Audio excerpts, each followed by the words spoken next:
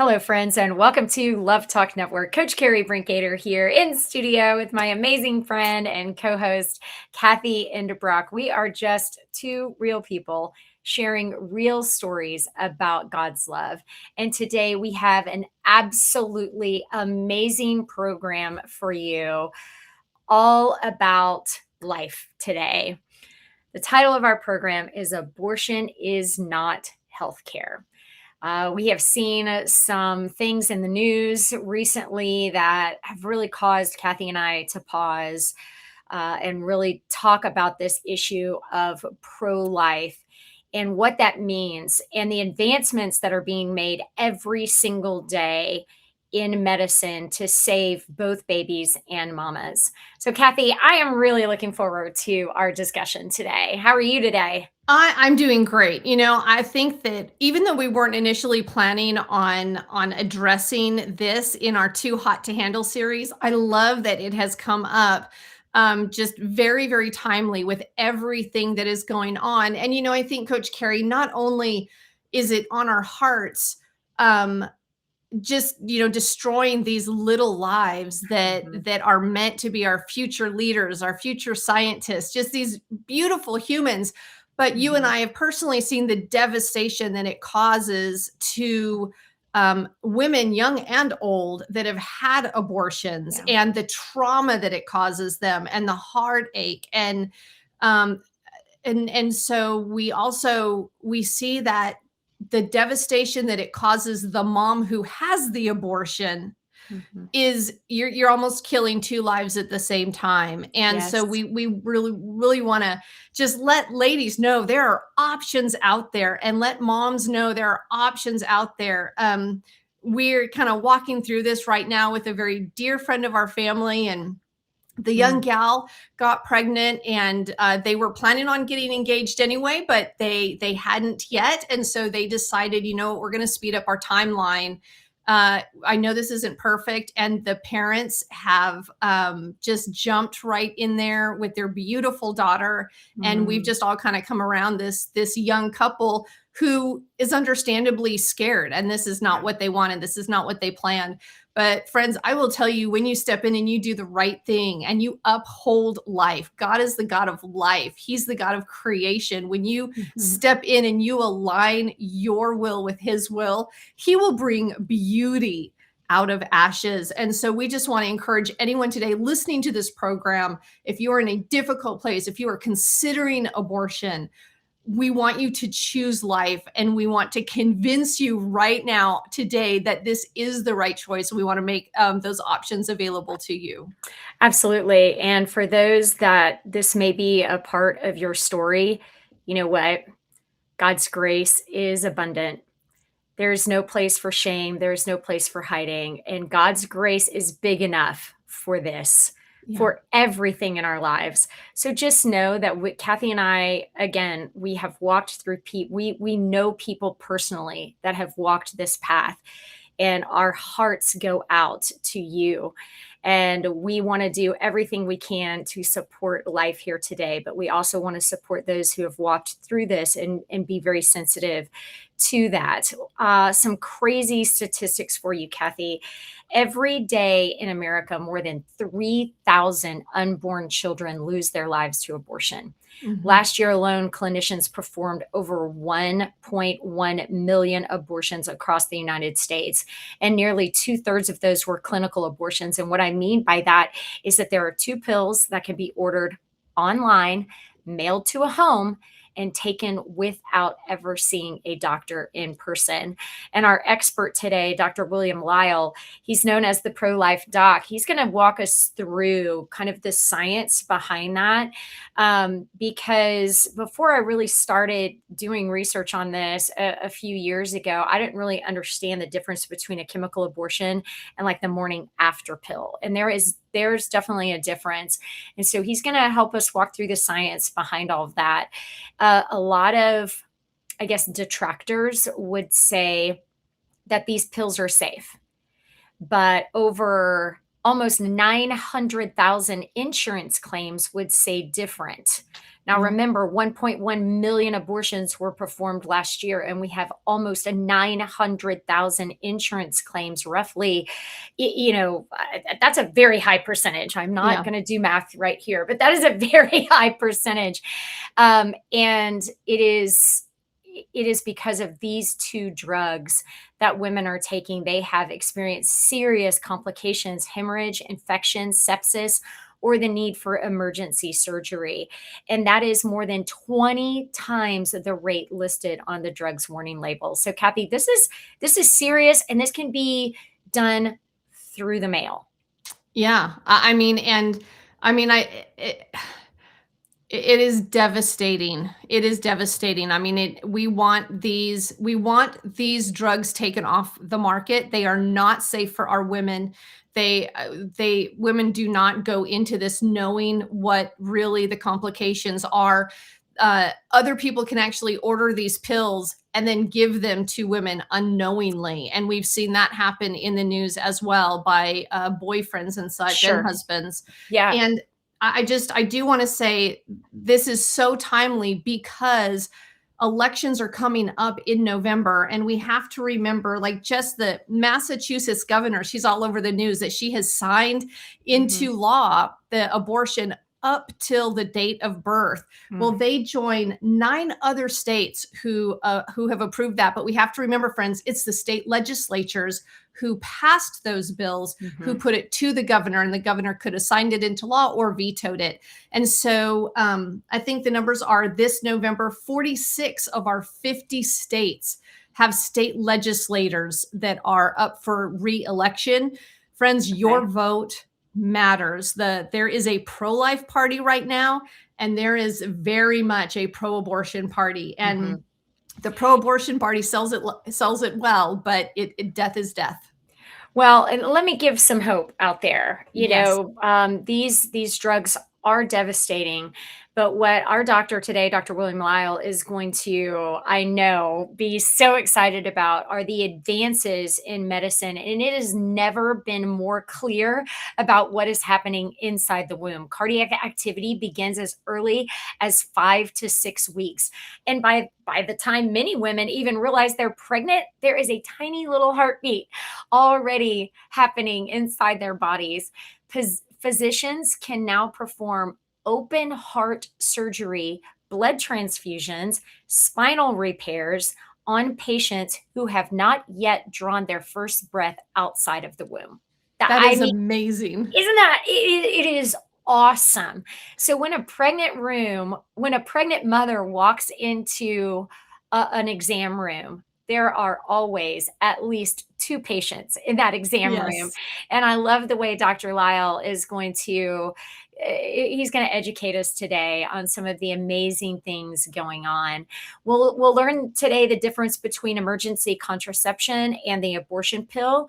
We're going to examine what happens when a woman takes mifepristone. It's very hard for me to say that. And then if she changes her mind after she's already taken mifepristone, which is the abortion pill RU486, we are going to look at the science, the risk that women are rarely told, and the real possibility of reversing the process of a chemical abortion. So let me tell you about our special guest, Kathy. Yes. Dr. William Lile. He is the founder of prolifedoc.org. He's board certified in obstetrics and gynecology, licensed to practice medicine in both Florida and Alabama, and he has delivered over Yes. 5,000 babies. He is an instructor at both the University of Florida and Florida State University OBGyn residency programs. Here's something cool, and I can't wait to ask him about this. In 1999, the practice that he took over was the largest provider of abortions in Pensacola, Florida. And on the very first day that he owned this clinic, all abortion and abortion referrals were stopped, and the ministry of pro-life doc was born. I love that. I know, it's so cool.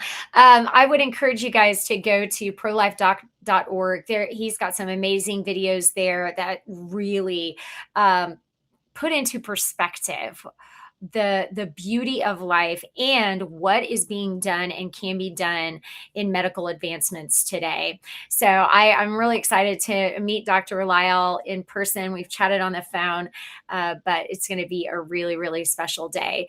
Cathy, I'm very excited for this interview. Listening friends, again, abortion is not healthcare. We'll be talking with Dr. William Lile, the pro-life doc, when we return to Love Talk Network right after this. If you enjoyed this, like, follow, and subscribe below to help us reach and encourage more people. Thanks so much. Hello, friends, and welcome back to Love Talk Network. Coach Kerri Brinkater here in studio with Cathy Endebrock and the amazing Dr. William Lile. Now, you go by Bill, is that correct? That's correct. Awesome. We are so grateful that you're here with us today, Dr. Lile. Thank you so much. I am very excited about this program. Being a first-time guest here on Love Talk Network, we'd love to ask you how you came to know that Jesus loves you personally. Well, I was blessed to be raised in a home with two God-fearing, godly parents. And, you'd go to church all the time and you would hear about Jesus dying. But it was also that at the same time when I was probably about 10 or 12 years old, I was really interested in medicine. And so it's like I'm thinking, how would somebody die from crucifixion? I mean, you get a nail in each hand, you get a nail going through your feet. What kills somebody? So we had a friend named Dr. Adams. We had two friends named Adams. One was an ophthalmologist and one was a dentist. You winked at one and you smiled at the other. But he actually gave me an article that was written back in the 1970s. And I still remember the guy's last name. It was Davis. And he went through why somebody would die from a crucifixion and how it was the scourging and the torturing, but then how they were actually suffocating to death. They were going into heart failure. And I read it line by line, and it really became real to me. I was interested in medicine. I'd been in the hospital lots. I'd had plastic surgery and tumors removed and appendectomy. So I was interested in medicine. But then when I really understood what a crucifixion was, and then when I was able to realize that Jesus, the Son of God, actually was up on the cross with his bare nerves on his back that were ripped apart and in shreds, and he was suffering every single breath and, essentially exsanguinated and suffocated to death. And he did that for me and my sins. I mean, I knew what a sin was. And that's when my, relationship with Jesus really became, thank you, thank you, thank you. And then I really established that I wanted to do the best that I could to live for him. And I didn't know I'd become an obstetrician, but I wanted to make sure that I was always focused on what he wanted in my life. And God doesn't want our ability, he wants our availability. I said, you know what, whatever I end up doing, I just want to be available, and I just pray for your guidance. So that was really the establishment of where I had a relationship of who Jesus was, but what he did for me. Wow. That is absolutely amazing. What a beautiful story. Interested in medicine from a very early age, and here you are years later doing what you love and glorifying God with that. Now, Bill, apparently in 1999, you took over a very unique facility and completely changed what was going on inside that facility. Tell us a little bit about that. Well, I was just finishing my residency training at the University of Florida, and this was not a smart business move because the practice I took over was the largest abortion clinic on the Florida Gulf Coast. And we took over the abortion clinic, which obviously wasn't doing any deliveries of babies. And we actually stopped all the abortions on day one. We didn't telegraph our desires and our goals to the physician that we took over the practice from. That's just stupid. You don't telegraph your offensive move as you're driving towards the basket. But we had him sign a 2-year, 3-county non-compete where he couldn't practice any form of medicine. And day one, we took over the practice, stopped all the abortions on day one. We sat down with the staff and said, you're welcome to stay. You know all the patients and the systems. But if you refer somebody to another location for an abortion, we would consider that grounds for dismissal. The ladies who worked in the practice stayed with us for years and even more than 10 years. Wow. And after we established a relationship, they really felt that we had rescued them. We brought them out. The head nurse was actually an LPN. She was in her 60s at the time when we took over the practice. But as an LPN, she really didn't feel that she could get a job in any other form of medicine because she couldn't work in any of our hospitals. She felt trapped, and her job was to be the surgical assistant. And at that time, you could perform an abortion legally in Florida up to 24 weeks gestation. So her job was to, number one, reassemble all the baby parts to make sure you had 2 arms, 2 legs, abdomen, head, but also to clean and re-sterilize all the equipment. So she really felt that we had brought her out of that kind of a lifestyle, and she was great, gracious and grateful until she passed away about 2 months ago. Oh, Wow. wow. I mean, so you really saved so many lives. I know Abby Johnson and in her organization, and then there were none. She says that how traumatized some of these former abortion industry workers are is just beyond words. The nightmares that they have and the trauma that they have to recover from. And so you not only saved babies, but you saved these women out of assisting in that process. Yeah, I couldn't imagine going every day at work, knowing that what your job's supposed to be. I was traumatized the first day I went to the practice. I finally had my own key. We'd seen the first floor, we'd seen the exam rooms and ultrasound waiting room and that kind of stuff, but we had never gone upstairs. That's where they had the surgical suite on the second floor. So when I finally got my key, it's like, man, that's the first place I wanted to go. And I'll never forget walking up those stairs and thinking, my goodness. I mean, we're on the same road as Pensacola Christian College, big mega church over here, and nobody's ever out protesting. I'm thinking, how many thousands and thousands of women have walked up the same stairs that I'm walking up? They had a baby on the inside walking up that was moving around. They spend 20, 30 minutes up there and then walk down without that baby on the inside. And so that was really where, I was convicted, got up to the upstairs. And so there was the abortion machine. There were the instruments all laid out for Monday's abortion, the exam table, the stirrups, everything there. And so I'd always, ever since I was a kid, it's like wanted to be available. And so it's like, God, however you can use me. And so I spoke with my pastor and told him what I had seen and what we had done and said, hey, can I tell the people here at the church? And he said, sure. And then that went to another church. And now we're in full-time ministry. In July, we shifted from being bivocational, and now we're just doing prolifedoc.org. And between now and just Thanksgiving, we have 42 out-of-state events. I mean, we're speaking at political, conventions, and we're speaking with members of the House and the Senate. We just kicked off our Abortion is Not Healthcare tour. We've got probably 20 different colleges and universities. We just got a call from UCLA. We'll be talking out at UCL on October 8th. But we also, of course, speak at pregnancy resource centers, and we're going to be right there in Texas. In Austin, Texas. You are going to be right Absolutely. here in Austin, Texas on Wednesday, August 26th. You're going to hold an event for youth, which our local listening friends can attend at Central Baptist Church at 7 o'clock. I love this so much. And then on Thursday, August the 27th at the Round Rock Sports Center, Partners for Life with the Agape Women's Clinic. And both of those events you can attend. You have to, of course, register for the one on Thursday, August the 27th. But the one on August 26th, Doc, I mean, for youth, way to go. That's going to be amazing. Oh, we love teaching the kids. I mean, in fact, we just got back from a series. We were in Hawaii for 8 days. We did 26 different events in 8 days. And yes, we got invited at Pearl Harbor Christian Academy to speak to the high school. It's like, yeah, sure. Oh, can you speak to the junior high? Yeah, sure. Can you speak to the pre-K through third graders? Scariest audience ever. I mean, give me They'll 5,000. ask you the real questions. Oh my gosh, and that's not my comfort. My wife is comfortable with that, and we did an age appropriate presentation where we showed them a picture of a pregnant woman on a beach in Hawaii. It's like, why is her belly so big? Does she eat too much ice cream? The kid's like, no, she's got a baby.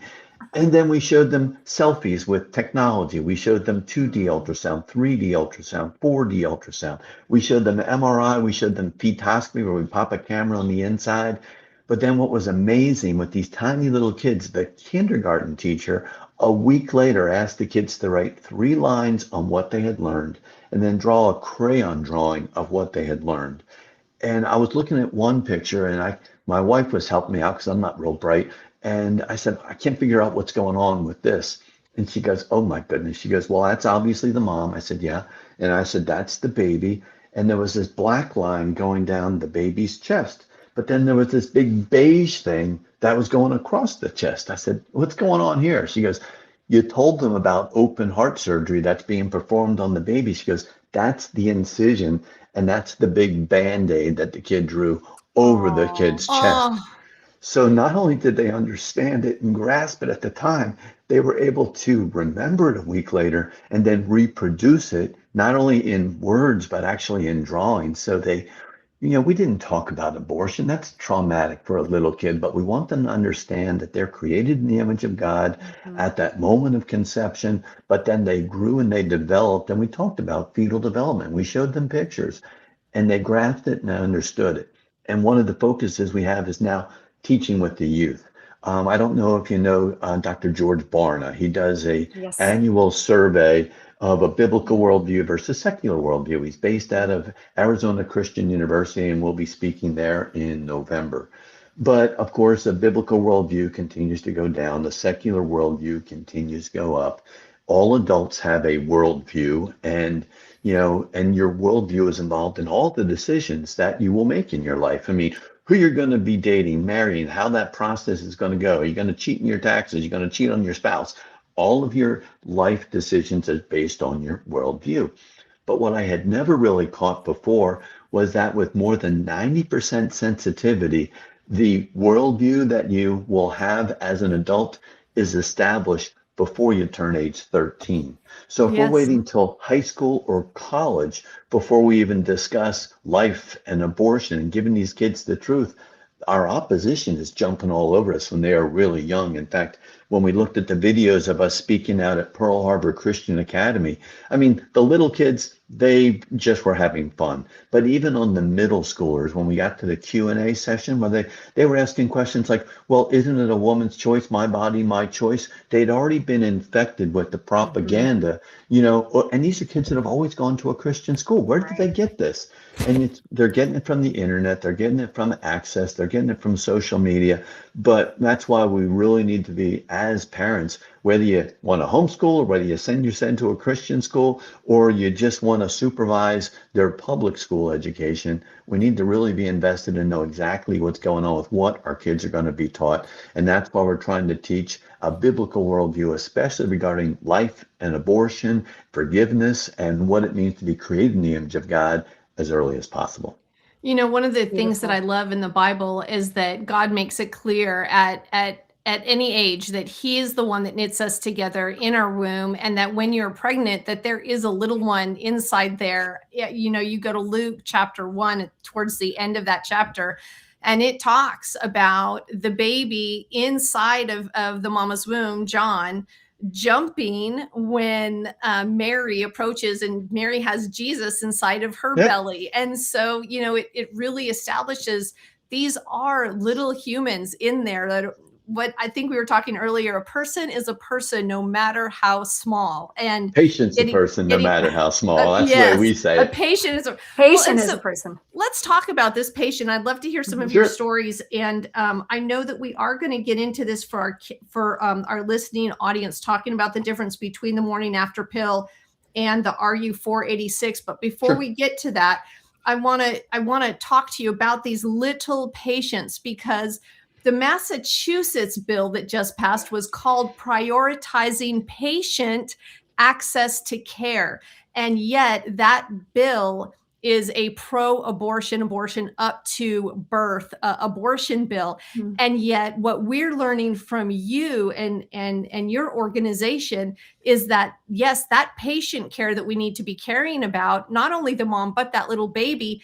Even if they have heart problems, you can do open heart surgery, you can do heart surgery in utero. There are so many things that you can fix and address for these tiny little patients. Can you tell us a bit more about that? Happy to. I mean, we're now diagnosing, treating, and curing babies in the womb. I mean, all 50 states have laws which protect patients' rights. 40 of them actually have patients' bills of rights.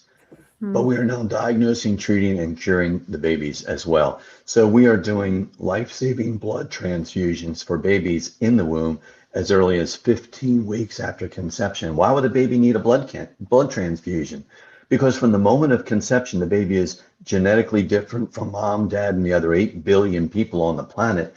But 20% of the time, moms and babies can even have different blood types, and mom's blood and baby's blood doesn't mix together. Everything the baby needs comes across the placenta from the mom. Everything the baby needs to get rid of goes back to the mom through the placenta. But there are conditions where the moms they don't want to hurt their babies, but their tiny little antibodies can cross the placenta, attack the baby's blood, and the baby's blood count starts to drop. Well, option number one is deliver the baby. What do you do if you're only 20 weeks along or 18 weeks along? We actually will take donated blood, just like you gave to the Red Cross or One Blood. Take that blood, take a long needle, guide it with ultrasound through the skin of the mom, through the walled uterus, go right up, not just to the umbilical cord, but go up to the umbilical vein and give that baby a life-saving blood transfusion, which, I mean, when Jesus was asked, what's the greatest commandment? He said, love the Lord your God with all your heart, mind, and soul, and your neighbor as yourself. So if you can give a life-saving blood transfusion to your neighbor in the womb, then that is a patient. But yeah, you talked about heart surgery.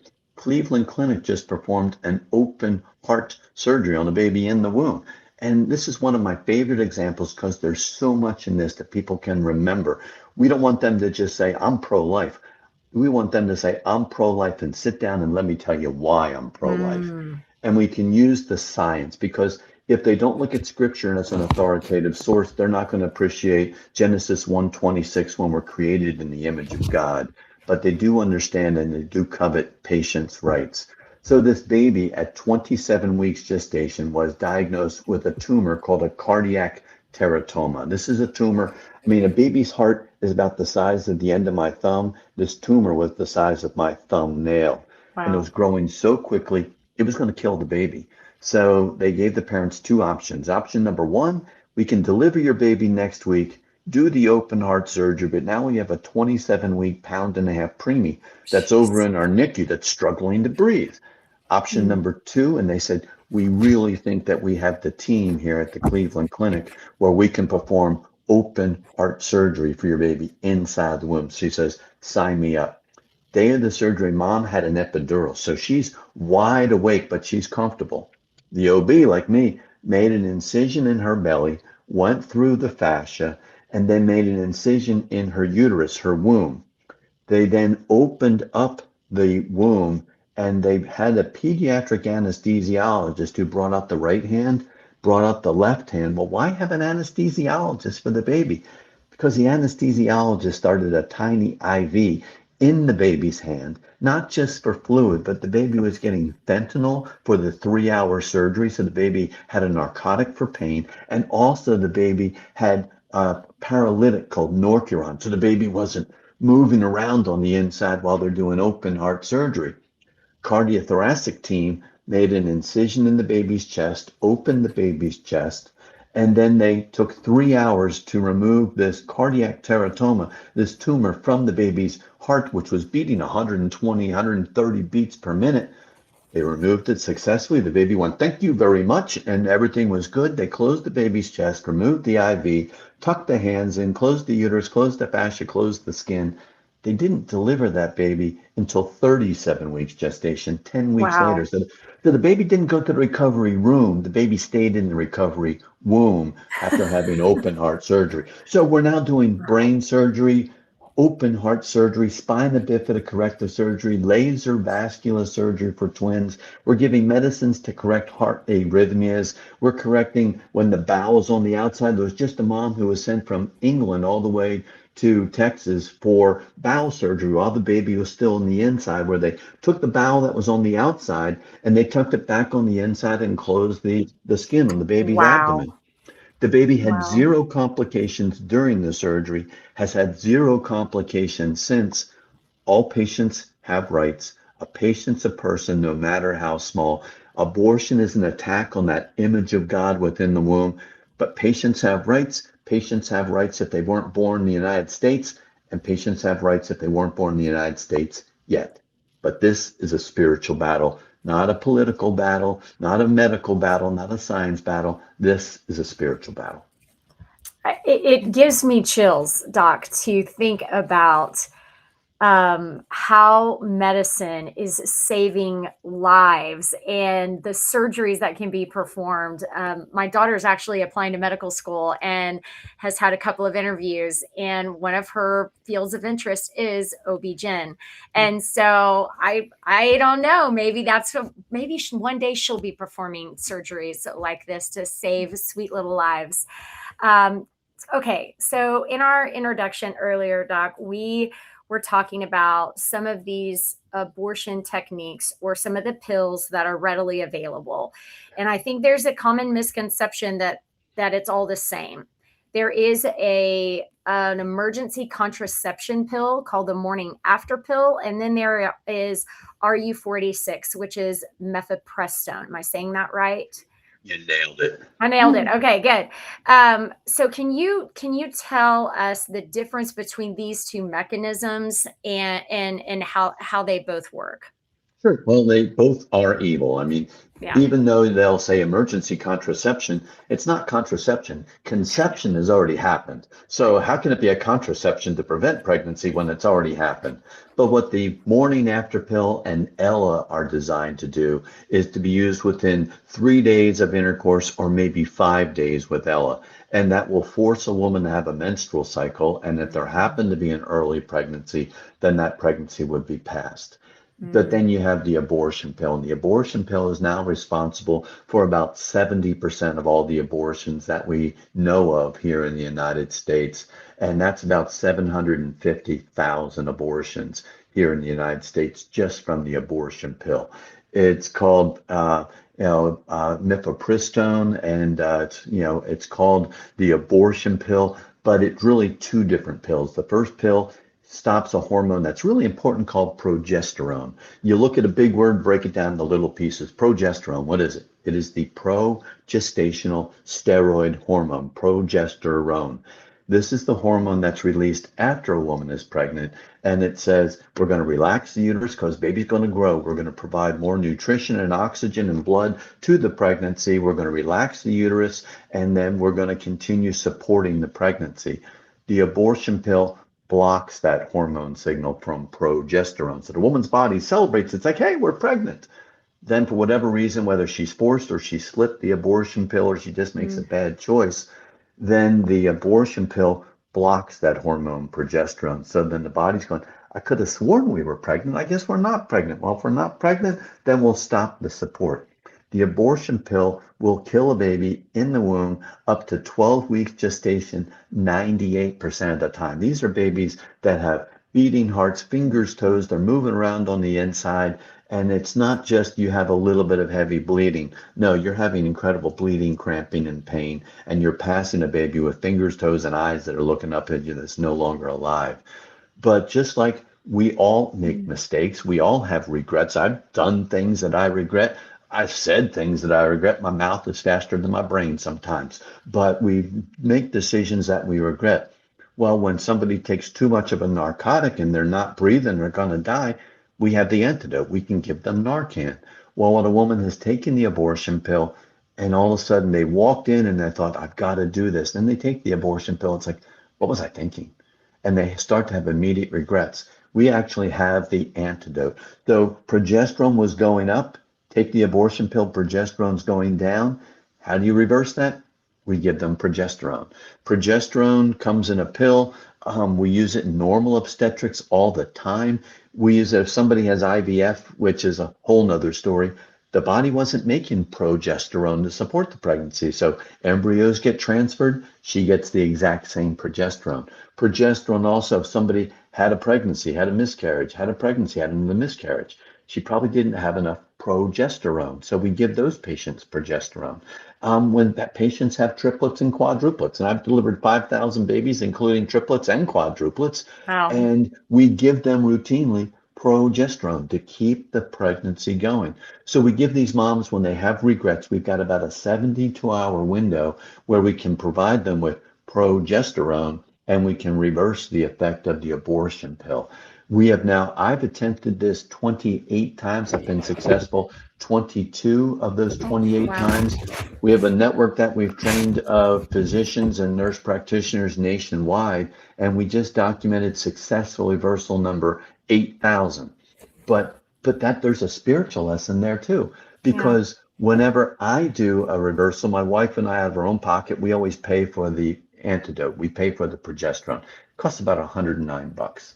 So mom made a bad decision, has regrets. She takes had taken the abortion pill, and then we pay for the antidote for her to buy back the life of that baby.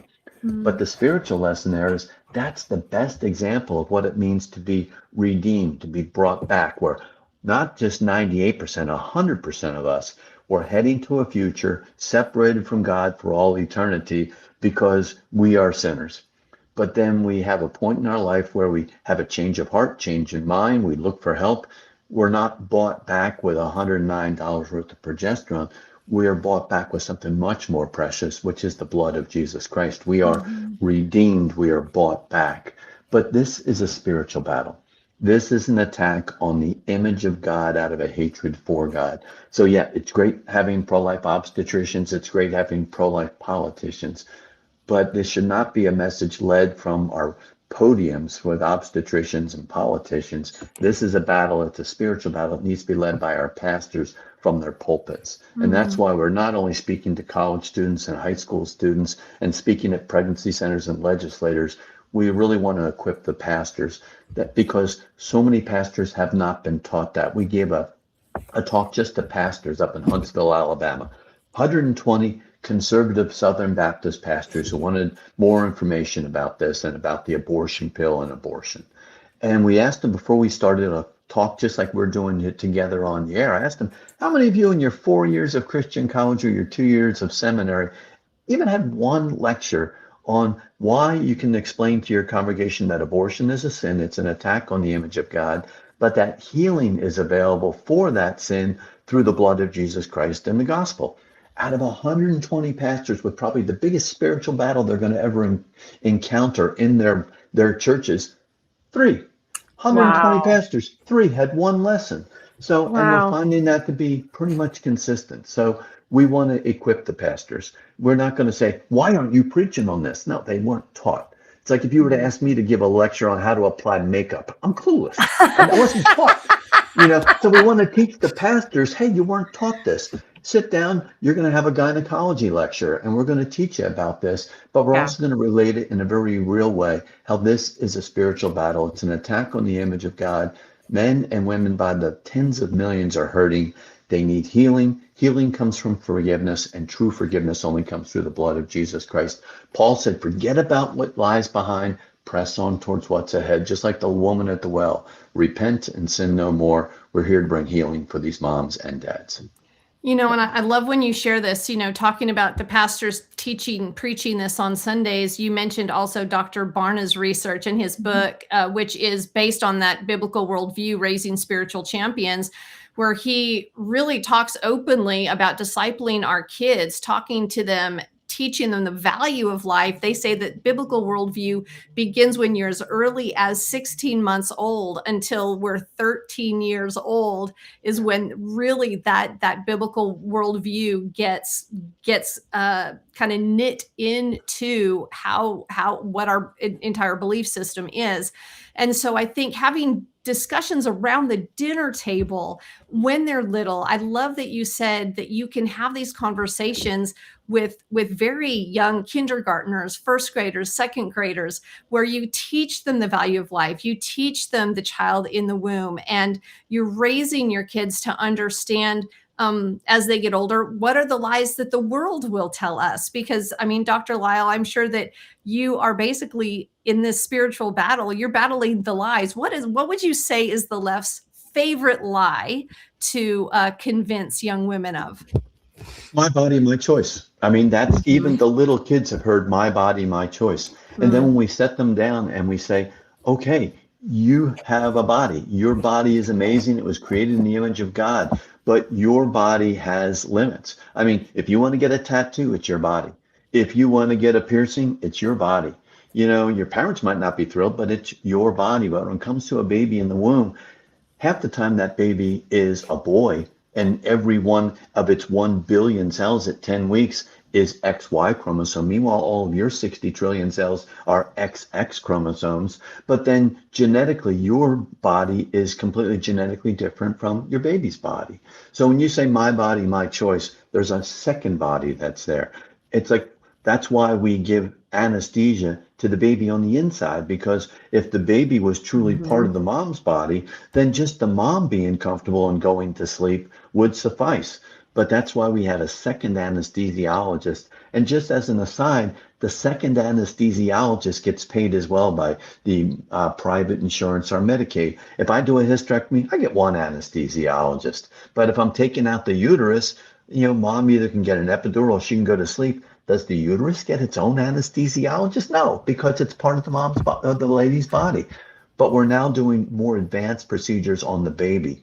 The baby gets its own IV. Baby gets its own pain medicine. Baby gets its own anesthesiologist. And just like you opened with, a patient's a person, no matter how small. When I have a pregnant patient, I have 2 patients. If she has twins, I have 3. And if she has quadruplets, I've got 5.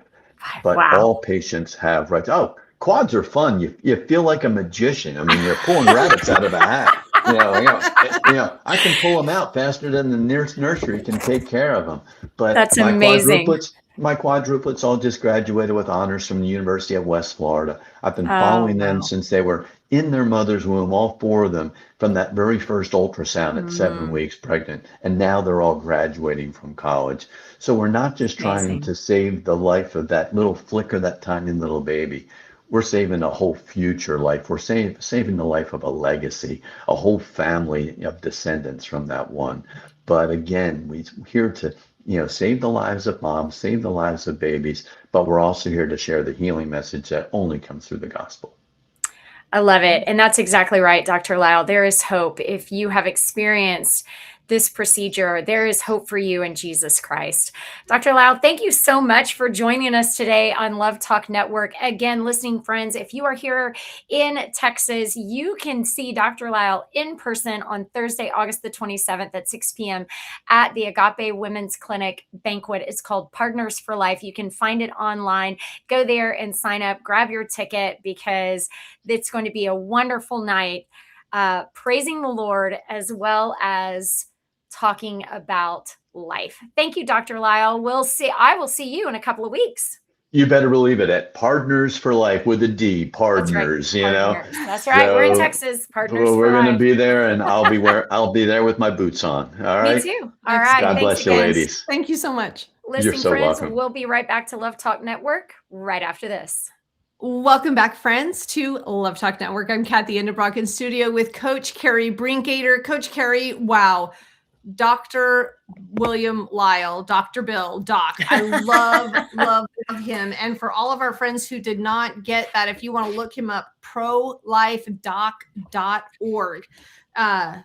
Fabulous interview. So much there. I had never realized about operating in utero, heart surgery on a little one. How unbelievable is that? It's truly remarkable. And it really, the way he described it, Cathy, as, if the baby was just a bunch of cells, then you wouldn't need to give it anesthesia, right? But it is its own little patient. It is a patient too. The mom is a patient and the baby is a patient. And it's absolutely remarkable. Another story, listening friends, that Dr. Lile told us off air was that he was involved in a situation where a mom was pregnant with twins, and she was 24 or 25 weeks along, and her water broke. And by the time she could get to the emergency room, even before they could get her in a real room, she had already delivered twin number 1. And this little tiny baby is rushed to the NICU, right? And is getting amazing, awesome care from all of the doctors and nurses in the NICU. And then they told the mom, hey, look, here's the second part. This baby number 2 is still in its own sac, and that water has not busted. You can choose to deliver that baby today, and that baby will also go to the NICU, or that baby can stay in utero until it is ready, till your body is ready to deliver that baby. And she was like, yeah, let's keep it in. And he called it the, not the emergency room, but the emergency womb, the womb. The emergency womb, yes. And so she chose to keep that baby until it was ready to be delivered naturally. And what he said, Cathy, was so interesting. He said the baby that is receiving care in the NICU has all of the rights of a full human. The baby that is still in utero has no rights and could be aborted in Massachusetts up until the day that it is born naturally. Like that, that is wild to me. And anyhow, this baby, the record for this type of there's a medical term, this type of intervention is 87 days. So one twin is 87 days younger than the first twin. But what a miracle, Cathy! That is an absolute miracle. And it just goes to show that the patient that is inside the mom should have the same rights as the patient that is outside the womb. That is so true. And, I mean, we think, because our rise in abortion has really developed out of the feminist movement, right? That the women need to have these careers and make their own choices and be their own person. And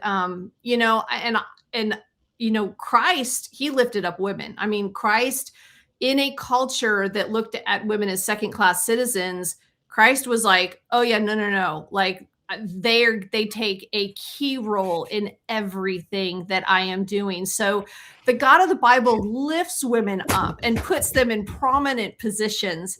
And I mean, we have books of the Old Testament named after women in the Bible, Ruth and Esther, where God has used these women to save a nation.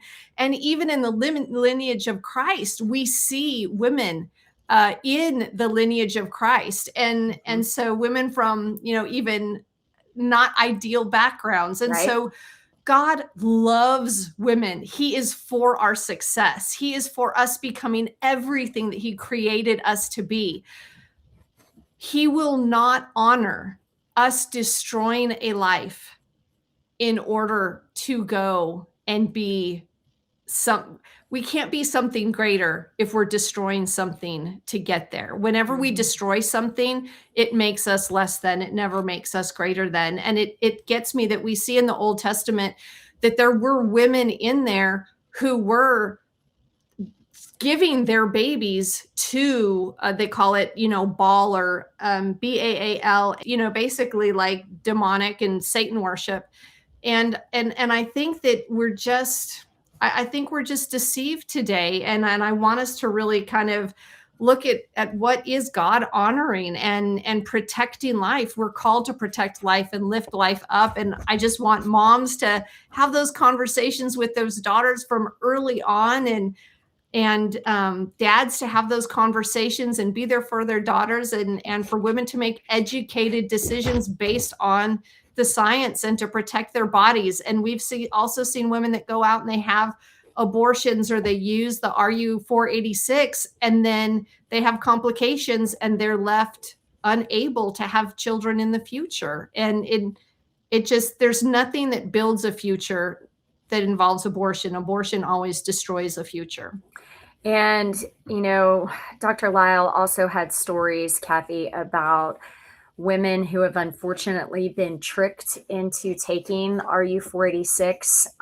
One woman specifically that he told us about, that her boyfriend dropped one of the pills into her hot chocolate. It dissolved in there, and she drank the abortion pill.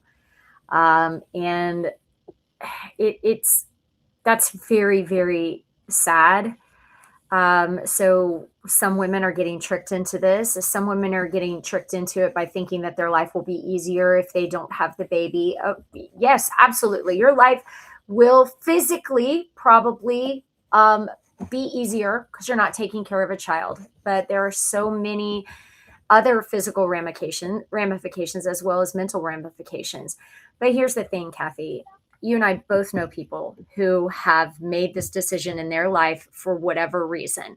At the time, they made a decision to not have a child that was already growing inside their womb.